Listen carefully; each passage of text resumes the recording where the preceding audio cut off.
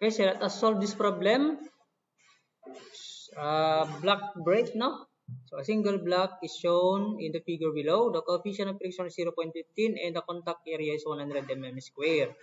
The maximum normal pressure is 1 megapascal. Assume that the length of the show arc is short enough such that the pressure is uniform over the show surface. In both clockwise and anti-clockwise rotation of the drum, determine the magnitude of the applied force in Newton. B. The frictional torque applied in Newton meter. And then for which the direction of rotation is the brake self-energizing? Explain your answer. What is the ratio of D over B that would give the system to be self-locking? Okay, ngayon, ang ginawa ko ay sinimplify ko na lang yung drawing. Okay, ginawa kong ganito na lang. So these are the given. Okay, so hanapin natin for A is the force for both clockwise and counterclockwise. Okay? So ang gawin natin, ano muna? Clockwise. Kapag clockwise ang ikot ng drum, ganito yung ikot ng drum kapag clockwise. So ngayon, yung mu n or yung frictional force natin, susundan niya yung direction. So yan yung ating mu n. Andito na rin si n. And then si force. Yan. So ngayon, lahat ng pag-counter ay equal doon sa pag-clockwise. Ngayon, kung titingnan natin si F, ito yung ating pivot point, no? Si F, papaikutin niya yung lever natin pa-clockwise. So dito siya sa kabila. So we have F, A, and then, how about si N? Si N naman, ganito gawin ko na lang ganito. Ito yung ating pivot point. And then, ito naman si F. Yan si F. Kaya mangyayari, pa-clockwise. How about si N? Nandito naman si N.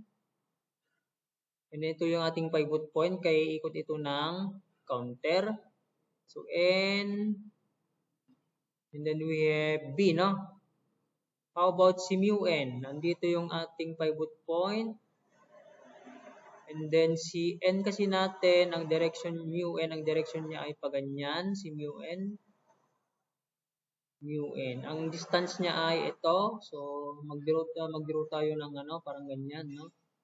So mangyayari, iikot yung lever pa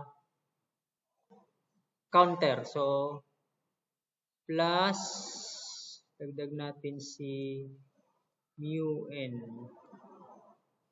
Mu n, and then we have D, no? And F, A. Okay? So, ang kailangan natin ay si force. Ito. So, given yan, given to, given yan, given yan. Ang problema natin ay si N, no? Anyway, given naman yung pressure, we have pressure is equal to N divided by the area. Okay. Then we have N is equal to pressure times area. 1 yung pressure and then area is 100. Okay, so N is 100 Newton. Yan. So FA is equal to, or F is equal to B plus mu N, mu D times N over A. So substitute lang natin yung mga given tsaka yung nakuhang N. So B is si B 50, then 0.15 ito, and then D we have 75, tapos 100.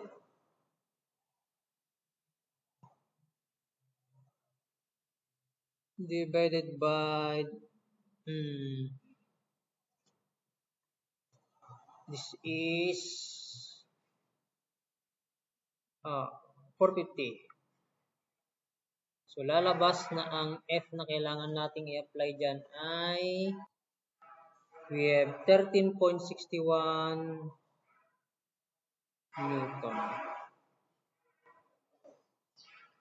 Okay.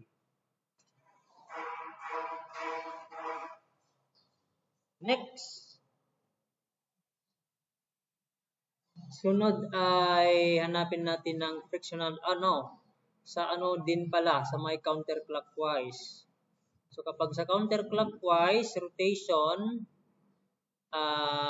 magpapalit lang naman itong natin mu and d, lilipat lang naman sa kabila. Kasi kapag halimbawa counter yung rotation natin, kapag counter yung rotation, counter. Pag ganyan yung rotation, ito, ganon. So, susundan niya palagi yung direction, no? Yung ating mu n. So, mangyayari, ito lilipat sa kabila. So, we have NB equals FA plus mu ND, no? And then we have F is equal to B less mu D over A, and then we have N. Okay? 50 less 0.15 times 75 divided by 450 times 100 kung na-solve natin. So, yung F is, this is 8.61 Newton. Ayan. So, mas maliit pala yung i-apply natin na force kapag counter. Ayan, no? Ayan. Ayan. Okay?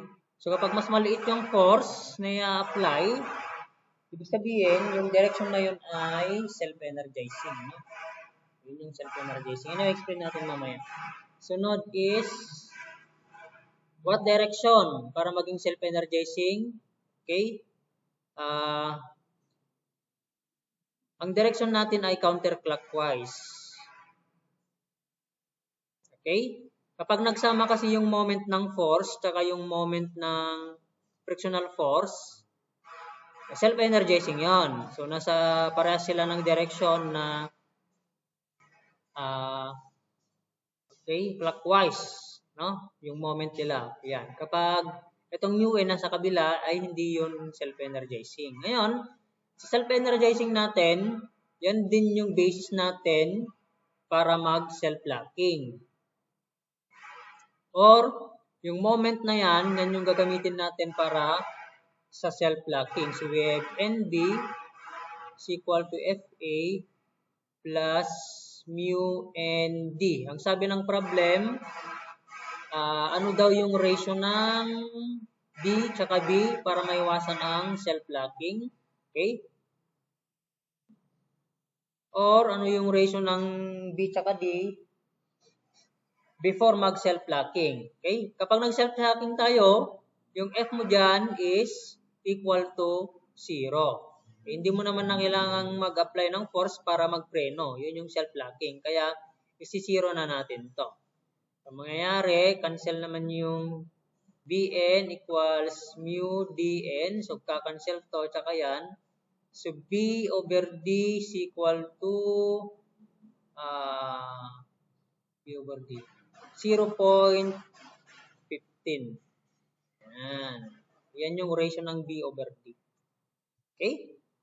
Yan, nasolve na natin lahat. Yung torque pa pala, no? Torque pa pala, kailangan pang isolve yung torque. Okay? So, frictional torque, for clockwise direction, we have TF is equal to mu and then D over 2. So, parehas naman, no? 0.15 times N, 100 over times D over 2, 100 din to. Over 2, kaya lang we divide natin ng 1,000 para maging Newton mm, no? Okay. So 0.15 times 100 times 100 divided by 2,000. So 0.75 Newton meter. Okay? So for counterclockwise, same din lang, ganun din lang yung makukuha natin kasi nga hindi naman nabago yung N. 0.75 Newton meter. Same lang, no? Okay, so thank you for watching.